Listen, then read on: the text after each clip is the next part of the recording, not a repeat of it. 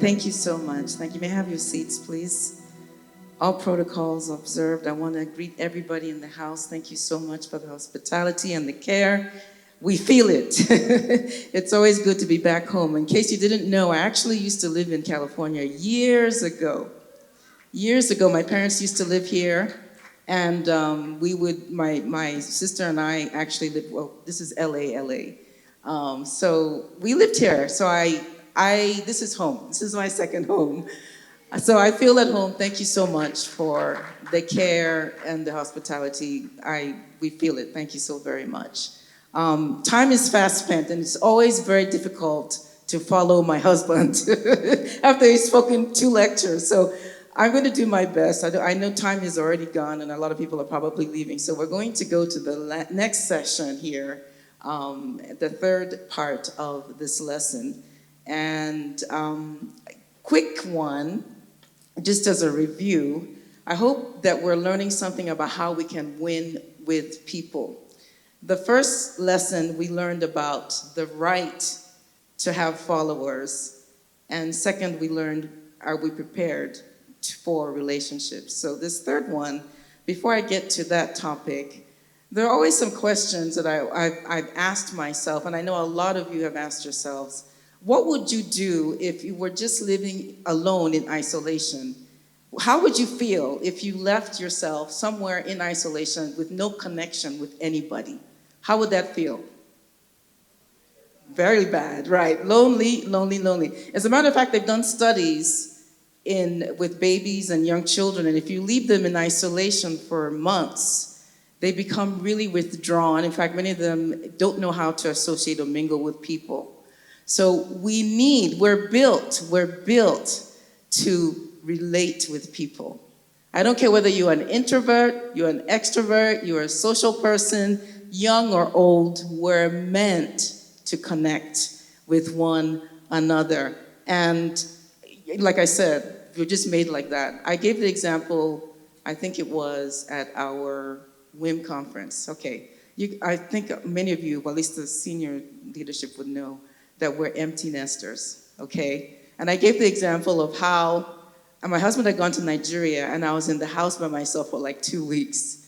And by the end, everyone has left, okay? My youngest one is in college, the other 2 are working in New York. And so I'm like, okay, I'm sitting in this house.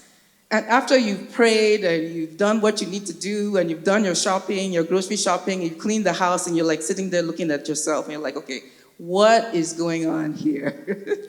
I needed some connection. Right? So what did I do? I quickly got on the plane, and I flew out to New York to see my 2 daughters, and the youngest one joined us there.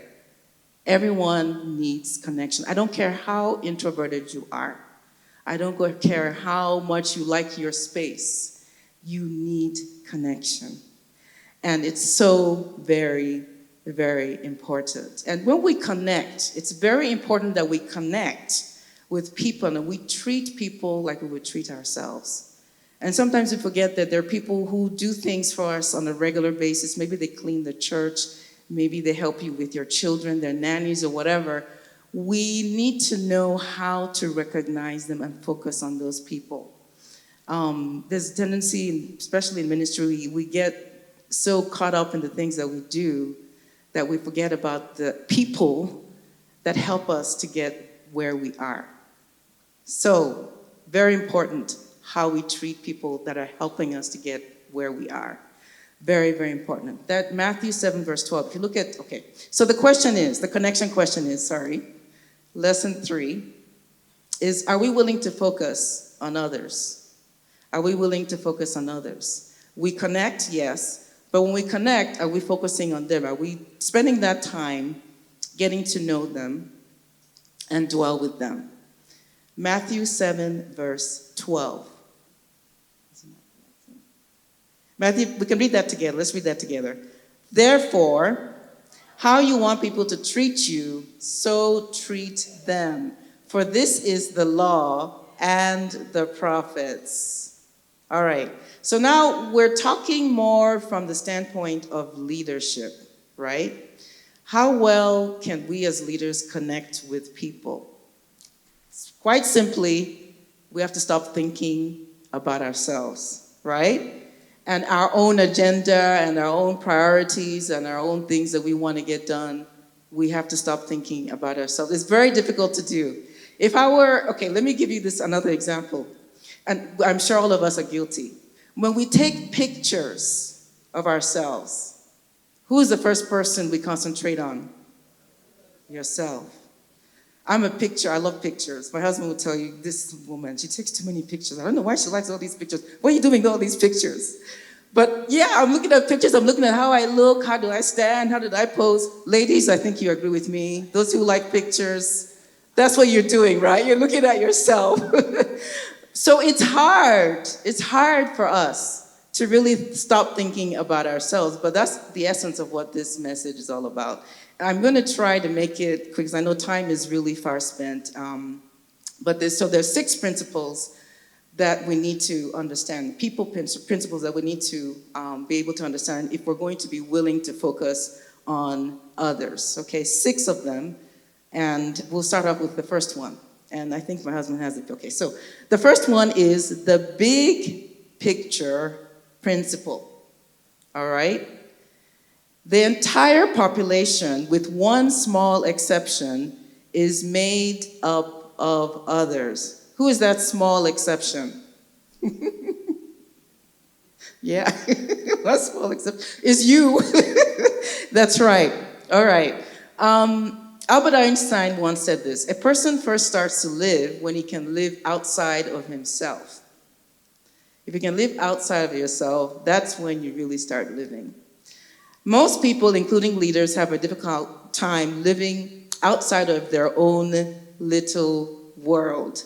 And we, as Christian leaders, sometimes we hide behind the quotes that we're doing God's work, and that everything else is less important because this is God's work, and so it's the most important. I'm not saying it's not important to him. I'm not saying that. But sometimes we get caught up in that thinking that this is God's work and that's it. Nothing else matters. And really, ultimately, it's a disguise of selfishness. This is kind of what I say. We must not allow God's work to miss out on the Lord of the work. Okay? The Lord of the work, He is the one doing the work, not you. Okay? And we should get that focus out of us. The fact is, we're concerned about it because we're doing what we are doing at the moment. In order to break out of the mold, leaders must collect 3 tools. 3 tools. Number A is perspective. The ability to see the big picture beyond your own self-interest. So it's not what you see, it's how you see it. It's not what you see, it's how you see it. Okay? The big picture. So perspective. Now I'm going to give a little bit of an example. You know how we have coordinators, we have provincial pastors, regional pastors, ACO, whatever, all those categories. I think if we pay a little bit more, I know there's all the hierarchy and all that, but we must pay attention to what the perspective might be of somebody who's a regional pastor versus one who is a coordinator. And everybody needs to think along the spectrum. Well, how is the coordinator thinking? What is the things that she or he is faced with? As a regional pastor, what are the challenges he has or she has? How are they facing or going through it all? So we need to take a step back sometimes and take a look at the big picture. Put yourself in their shoes and see what might be going on in their life. So look at it from a different perspective, not just where you are. B, maturity. The stable condition that comes with experience, wisdom, and selflessness. C, responsibility. The willingness to steward the well-being of a person, task, or group. Responsibility. My husband mentioned something about responsibility minus something equals minus accountability equals disaster. Okay, responsibility, very important if we're to get the bigger picture. Now let's look at the biblical case study of Nebuchadnezzar and the Babylonian Empire. We're not going to read all of that, but basically, King Nebuchadnezzar of Babylon was this, he basically an arrogant king. They say he's like the most arrogant king that ever lived, okay.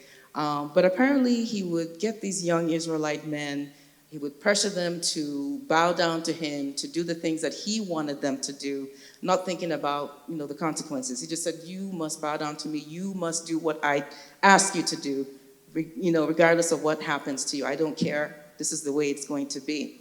But then God dealt with him big time. What did he do? Right, kicked him out, put him in the wilderness, made him like an animal, he was eating grass, all of that. And from that experience, in a nutshell, basically he learned who he needed to be like and what he needed to be like as a king. He learned submission, he learned how to relinquish control and become teachable. Okay, so let's look at the A, B, and C of your handout there. It says A, grateful. He learned to use grateful words as a result of the experience he went through. He expressed appreciation and blessing for God's grace and mercy. Okay, we're not better than any other person. That's the nutshell. We're not better than any other person. I don't care who they are, whether they're rich, they're poor, whatever. We're not any better than any other person. The reason why we are where we are is just God has given you the privilege to be where you are, and it could be anybody. I often ask myself, how did I end up in this position? I'm the kind of person who, like, I've told this story many times. If you didn't even know me, I'd be the one sitting in the way back corner, like where that guy in the white standing in the back. That's where you would see me. You would never see me sitting here. And I'm like, God, why would you put me here? God always knows why he does what he does. And it's just a privilege. And, that's the way you see it. It could be anybody. Okay, B, teachable. He learned that he had to have a teachable perspective. We're talking about King Nebuchadnezzar. He acknowledged he didn't know it all and listened to others. There's a saying that goes, if you're not teachable, you are not reachable. If you're not teachable, you are not reachable. And when you're teachable, there are three things you're going to do. You're going to say to yourself that you're big enough to say that you've made a mistake. Okay? This is, if you're teachable, these are the things you're going to do. You're going to realize that you're smart enough to leverage on your mistakes. You're not going to shy back from your mistakes. You're going to actually be accountable for what you know was a mistake. Third thing, you're going to be strong enough. It's not in your handout. You're going to be strong enough to correct it. Okay? First thing, you're big enough to say you've made a mistake. Second thing, you're smart enough to leverage on your mistake. And the third thing is you're strong enough to correct it. It's very difficult to do, especially when you're in leadership. When you know you made a mistake, you have to own up to it. And I think vulnerability is very, very important in leadership. And that's one thing that sometimes we struggle with. We all struggle with that. But if you're able to do that, it goes a very, very long way. C, humble. Nebuchadnezzar learned to have a humble heart. He expressed humility regarding his own importance and power. All right. Discussion. Do I have a hard time putting others first? Do you have a hard time putting others first? Just a question. All right. You have to ask that yourself and answer it yourself. Second point now, we're talking about principles that will help us to focus on others better. Second principle, the exchange principle. And let's read it together. Instead of putting others in their place, we must put ourselves in their place. If we're going to focus on others, we must take a step back and put ourselves in their place. Why did they do what they did? Why did they act the way they did? Put yourself in their shoes and see, and then think about it. Okay, that's what it's saying.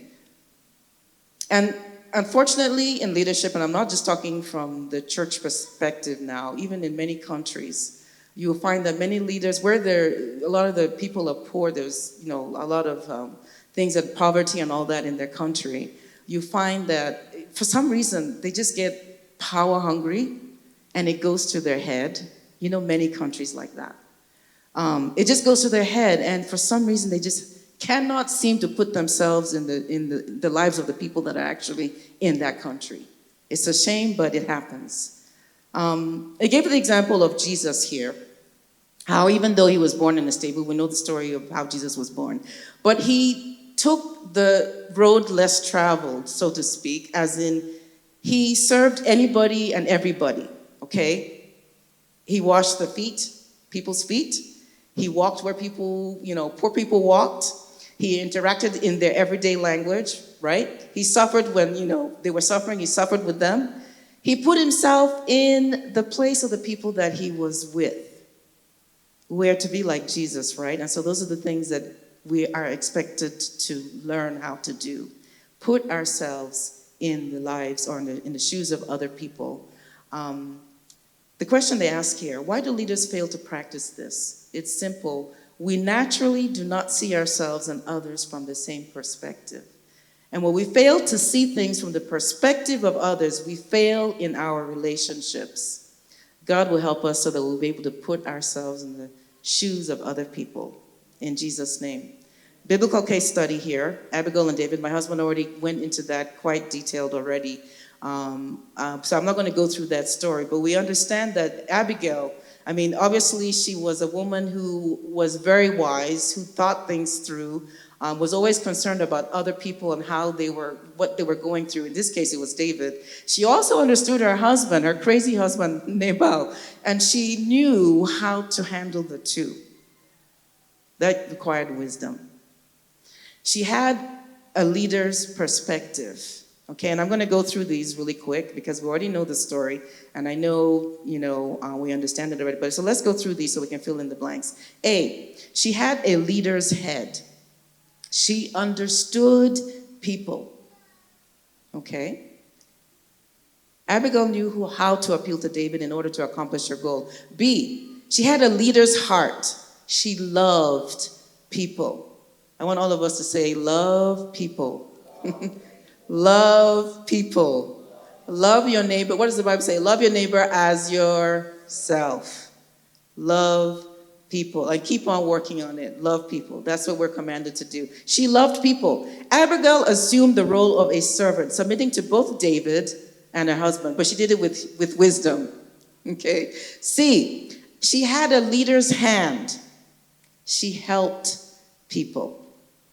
Abigail gave David and his men what they needed. She added value to them, saving her own life. Okay, how do we practice this exchange principle? How do we practice it? Let's look at number 1 there. Leave your place and visit their place. You could do it physically, but you could also do it by talking to them, maybe meeting with them, but you could do it physically by going to their place.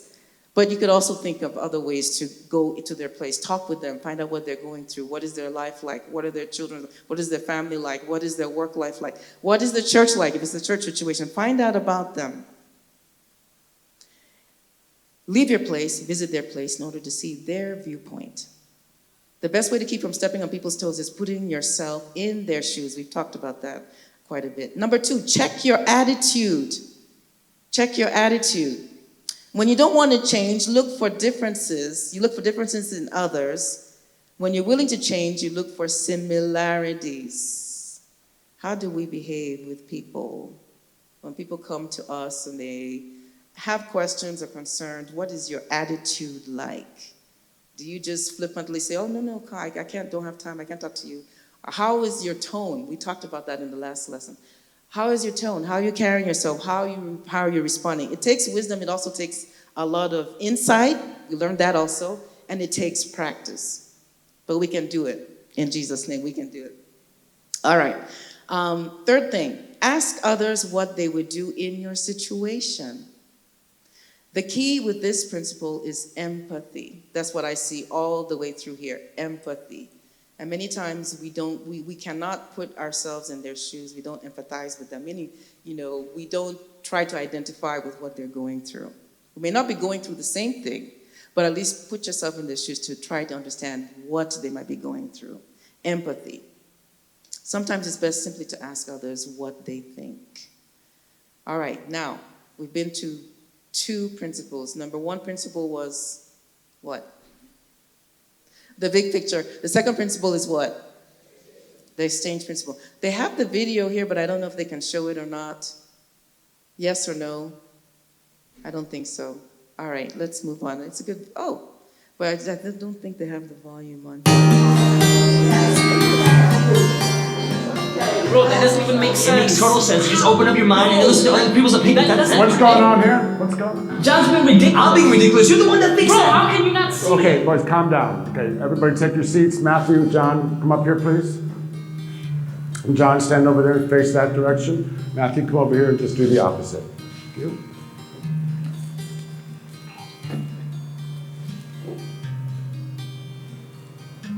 Okay, boys, turn around.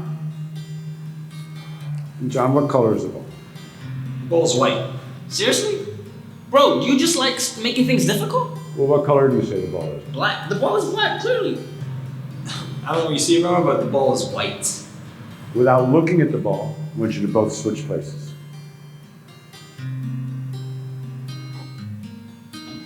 Okay, both of you, please turn around. And what color is the ball now? Okay, please have a seat. Throughout our lives, we believe many things, and we hold dear what we think is right and true. But at times there'll be others who disagree with us. What we believe to be 100% right, they believe the opposite just as strongly. Well, how can that be? Can't they see? We can become frustrated, we might grow distant, we may even sever relationships entirely. Slow down. Breathe. Step into the other person's shoes. It'll make all the difference.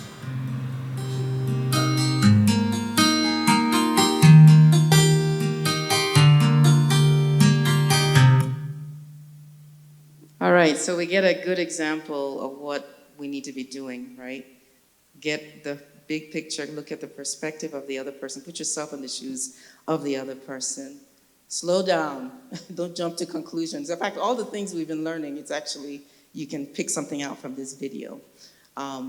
So let's move on. The third one, principle, is the learning principle. Let's read that. Each person we meet has the potential to teach us something, right? Everybody, including your children, right? I'm going to say yes, they can. They teach us many things. I think the first thing I learned, of course, when you have children, it forces you to slow down and rethink your life, really. But we can learn from anybody. We can learn from anybody. We can learn from the elderly, the young person, and even in our church settings, I don't want us to be of the mindset that it's just the pastor that has all the answers.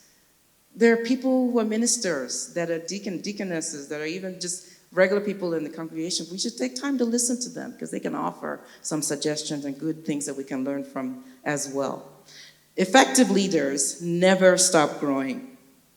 Whether we continue to learn or not has less to do with who is teaching us and more to do with how teachable we are.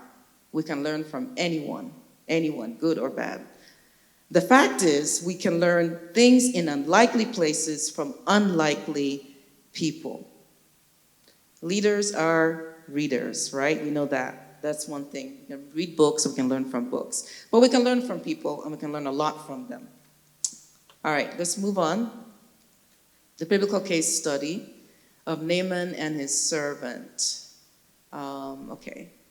And this is still on the learning principle. Naaman was a great military leader during his day. And I know we know this story. Basically, he's a man who unfortunately got leprosy, and he felt like, okay, all the man of God had to say was just, lay my hands on you and you'll be healed, right? That's what he wanted. But he was disappointed, right? When he got there, he received instructions from the servant, from the girl servant, and he just couldn't believe that was all that was needed. She just told him, And he was like, what? Is that it?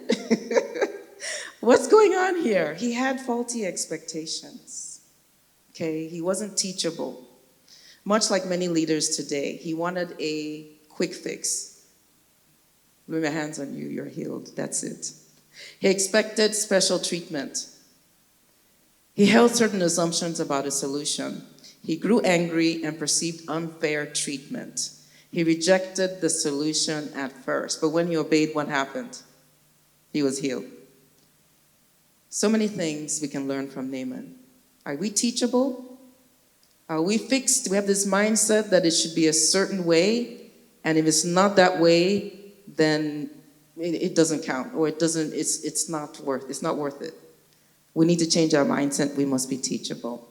How can we learn from others? I'm going to give you some examples here. We'll fill in the blanks.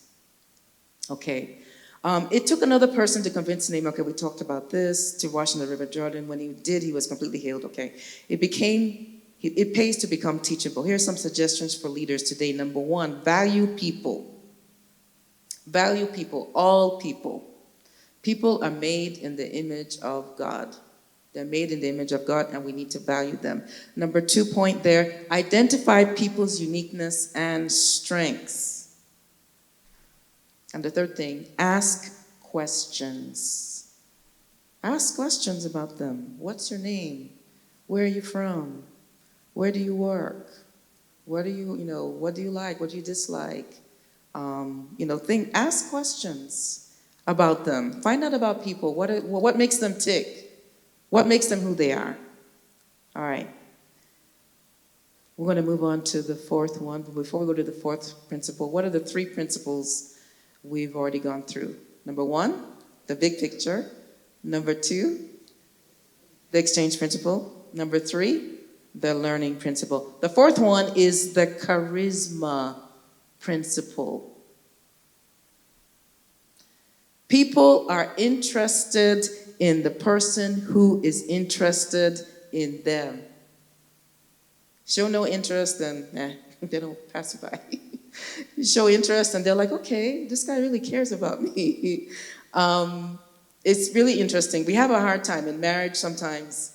We want to talk about ourselves all the time. And you give yourself 5 minutes to talk about yourself. Say you are a husband and you're talking and you have somebody neutral who's watching. And that person says, okay, spend 5 minutes talking about your wife. Or the husband says, the person tells you that the husband should spend 5 minutes talking about, or the wife says, I should say 5 minutes about something concerning your husband, and likewise for the wife. You'll find that it's sometimes very difficult to say something positive in 5 minutes. But if it's just you talking, it's very, very easy.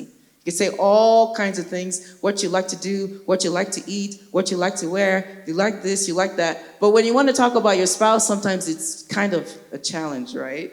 It shouldn't be. It shouldn't be. God will help us so we'll be able to say many good things about our spouses.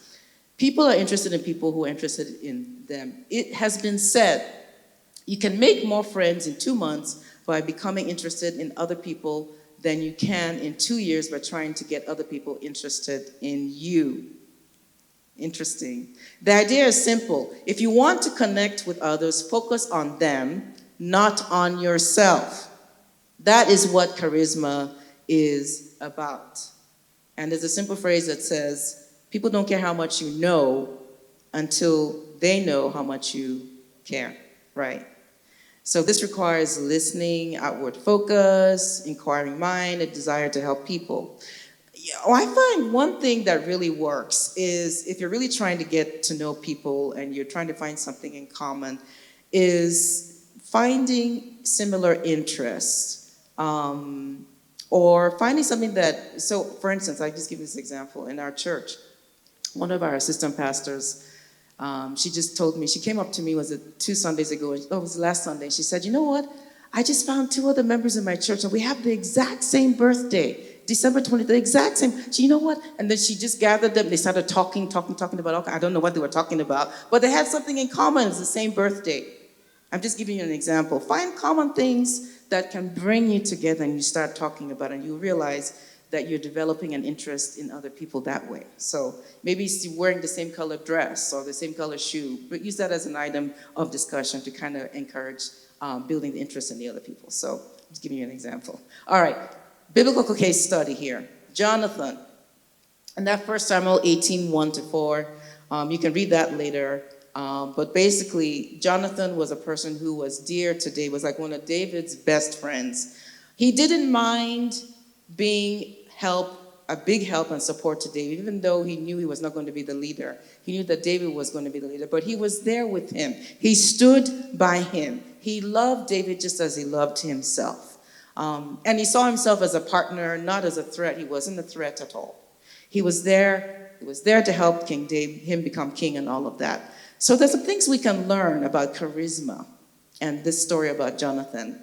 And I'm going to run through it. Number one, Jonathan was available and dependable. Like I said, go read the story. We won't go into a lot of detail. There's still a lot of things we need to do before we leave tonight. But Jonathan was available and dependable. He made time for David's needs. He was a person that David could count on at any time. Can your leader depend on you? That's a question. Can your leader depend on you? Second thing, Jonathan was vulnerable and responsible. He took risks in order to protect and ensure David's future. He was committed to do what was right, even if it hurt him. So how do we build our charisma?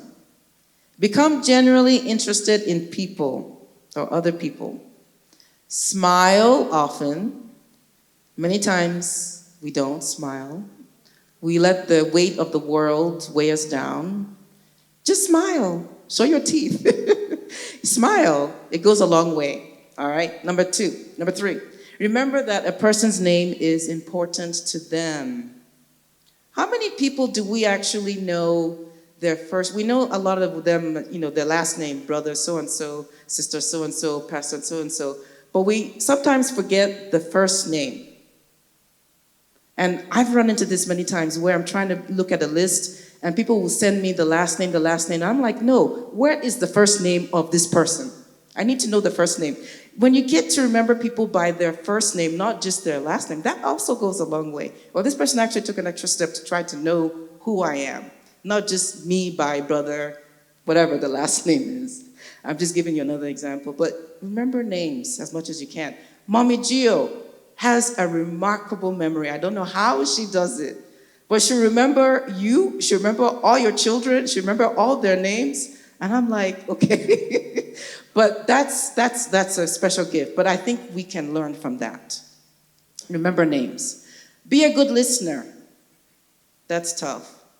But many times we're so busy with our own thoughts, with our own talking, that we don't listen to what the other person is saying. So many times we can know where a person is, where they are, by listening to what they're saying. And if you pay attention to what they're saying, you can figure out what is going on actually behind the scene. Of course, the Spirit of God will tell you, will also release a lot of things to you. The last thing here, sincerely make the other person feel important. Make the other person feel important. Okay, Maya Angelou made this comment. She said, people may not remember what you said or did, but they will never forget how you made them feel. Okay? People may not remember what you said or what you did. They may not remember what you did or what you said, but they'll never forget how you made them feel. Make that other person feel important, and that also goes a very, very long way. Okay, we're getting close to the end. I know we're tired. Number 5, the number 10 principle. I think my husband alluded to this in the first lesson where he talked about how you give people a long rope, you rate them with the number 10, and let them prove to you that they are that 10. Don't just say, okay, this person, I count them out. Give them a 10 and let them prove themselves to you. Okay.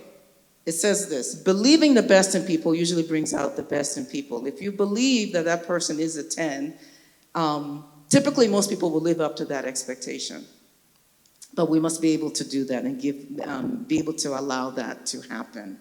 I think he gave the example of how somebody had come to the church and somebody had told him that this guy was the worst person, he won't do anything in your church, he's blah, blah, blah. He got to the church and he was the best minister we ever had. That's the example he gave. I think he was in the last lesson.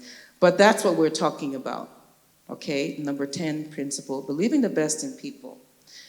The biblical case study they have here is a story of Barnabas and John Mark. And also for the sake of time, we won't read through all of that.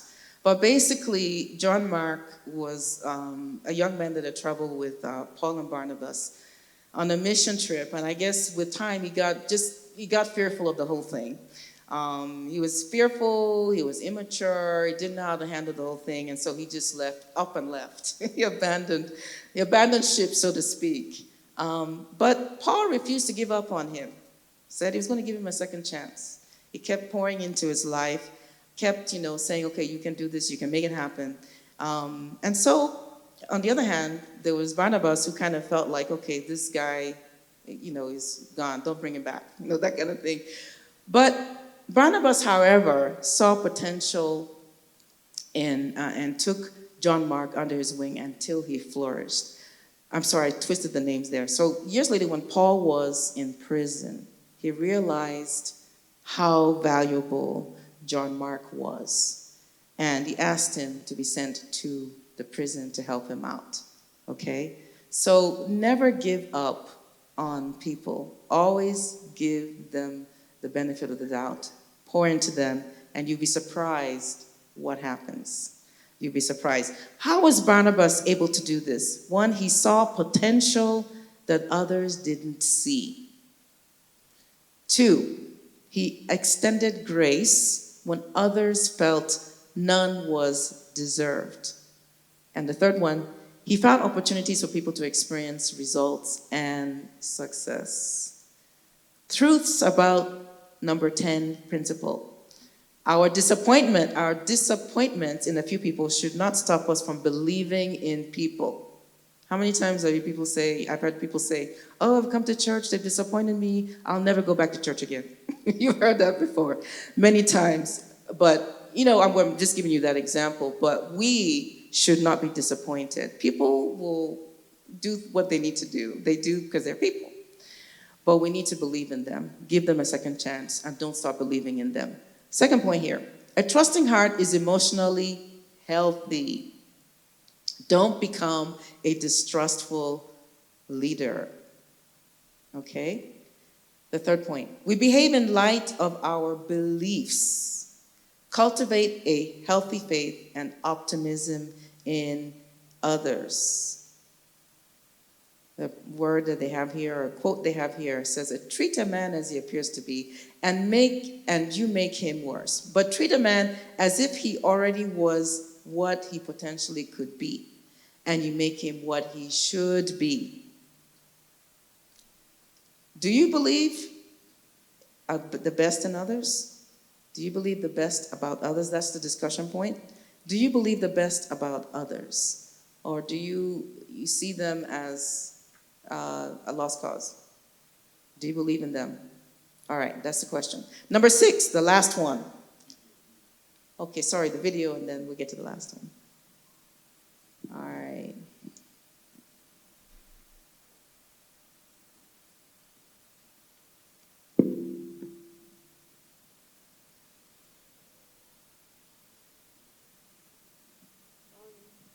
Volume.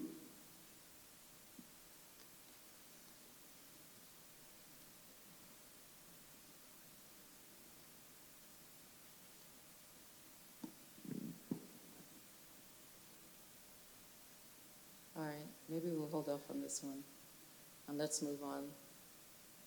Yeah, let's move on, so we can get going here.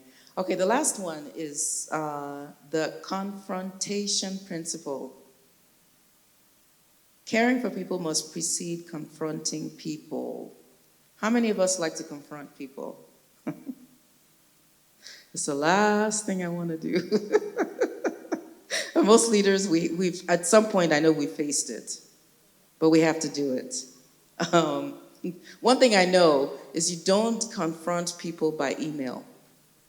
or by writing letters, is by meeting with them, which is what most of us don't want to do, because it could easily go the other way, not the right way. All right, conflict and confrontation are part of the territory of leadership. Yeah, it comes with it. Just comes with the territory of leadership. And it doesn't have to be in a church. It could be any setting, your workplace, even at home. Even at home, yeah. Confronting things with your children, confronting things maybe with your husband. It's there. Do we have the video? All right, let's just move on. All right. Leaders must understand that conflict is neutral and inevitable. The key thing is making sure that you're doing it in love. And you're doing it in a way that is, in a way, building them up and also letting them know what needs to be corrected. I always say, when you're getting to the steps of, getting to that point of confrontation, you get to the person, you tell them what positive things they may have done. Then you now go and you say, okay, these are the things I think you may need work on, or you may need help with. But you do it in a way, and you do it in a setting that is going to make them feel like they, that you love them or that you care for them. You're not shouting at them. You're not reprimanding them. You're starting off in a positive note and going to what you think needs correction. Let's move on. I'm just giving you some tips that I know have helped me. Okay, biblical case study, Nathan and David. This is the very last thing here. And we're not going to read it, but I'm just going to go through these things here. It says that we learn from the prophet Nathan as he confronted King David after his sin with Bathsheba. We heard the story in the second lesson that my husband gave already. There are like 5 things I mentioned here. Nathan had been listening to God, number 1. Number 2, Nathan knew David's circumstances. 3, Nathan was objective in his perspective. And 4, Nathan understood the root causes of root issues. And 5, Nathan saw the ultimate cause and effect of David's sin. How do we confront healthily? How do we do it in a good way? Okay, I gave you some tips, but here are the 3 ways you can do that. Confront a person with care for that person. First, seek understanding, not necessarily agreement. So what they may have done may not be something that you agree with, okay? But you must understand maybe where they were thinking, what they were thinking, and how they decided to do what they did, okay? So have an understanding. And then from there, agree on what you want to do beyond that point. What are the things consequences, what are the steps you're going to take to make sure that you're able to move forward in that situation. Discussion. Do I care enough to confront the right way? It helps us as leaders to grow. We're learning in the process, but it also helps the person that you're confronting to have a better understanding of what you maybe have expectations of, or what you're expecting from them, and some other things as well. Okay, that ends that. What are the 6 principles that we need to be able to focus on others? Number 1. Number 2. Number 3. The learning person, number 4. The charisma, number 5. The 10 principle, number 6. Okay. There was a question here about care. How do I care enough? And I'm just going to mention a few things here. How do I show I care for someone? Number 1, do something for someone that they can't do for themselves. Okay? Do something for someone that surprises them. Do something for someone that no one has done for them. Do something for someone that creates a special moment in their life. Should I go over those again? Okay. How do you show care to somebody? Number 1, do something for someone that they can't do for themselves. Do something for someone that surprises them. Number 3, do something for someone that no one has done for them. Number 4, do something for someone that creates a special moment in their life. Number 5, I have 6 of them. Do something that exceeds their expectations, and do something for someone that only you can do for them. Okay? So it's So someone that they can't do for themselves, something that surprises them, someone that no one has done for them, something that creates a special moment in their lives, something that exceeds expectations, and something that you can only do for them, that you only can do for them. All right?